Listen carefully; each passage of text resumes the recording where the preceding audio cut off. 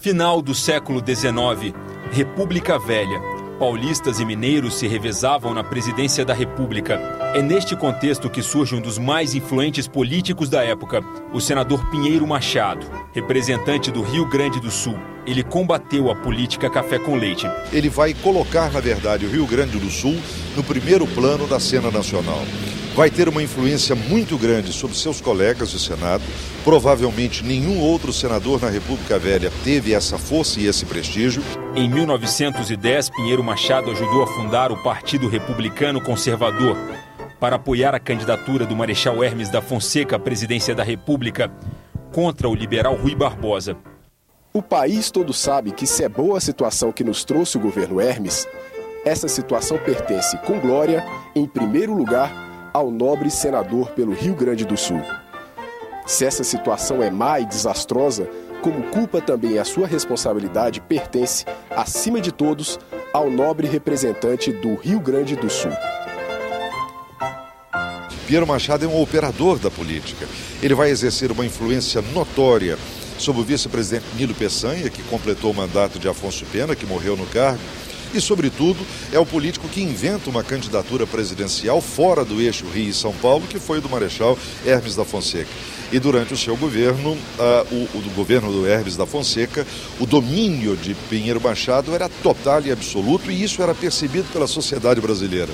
Não eram poucas as caricaturas, não eram poucas as piadas que a sociedade fazia em relação ao presidente Hermes da Fonseca, considerado um azarento sob todas as formas, mas piadas que mostravam a força que Pinheiro Machado detinha.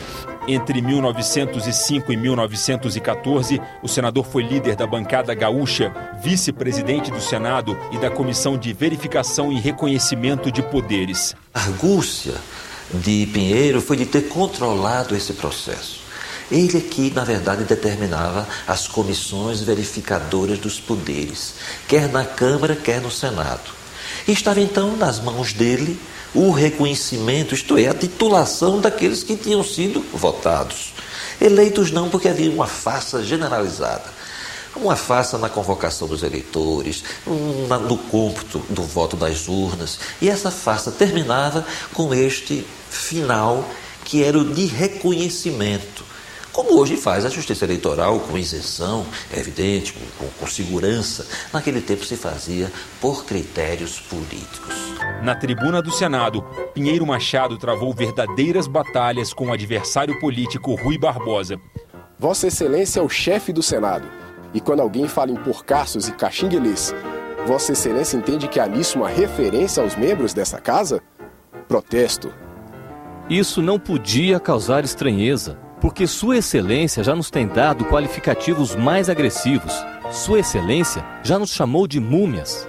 Líder conservador, o general Pinheiro Machado era chamado pelos colegas de o chefe. Para a grande maioria dos senadores que conviveram com Pinheiro Machado, ele é realmente o chefe. Ou seja, ele dá a palavra final, ele faz a agenda, digamos assim, do Senado. Um dos maiores líderes políticos brasileiros, Pinheiro Machado não ocupou cargos do Executivo. Declaro desde já ao Senado que não pretendo qualquer outra posição, mesmo porque, se me fosse dado escolher, preferiria ficar no posto de senador, que considero um dos lugares mais eminentes da República. O general Pinheiro Machado foi senador por 4 vezes, entre 1891 e 1915. Nasceu em 8 de maio de 1851 em Cruz Alta, no Rio Grande do Sul.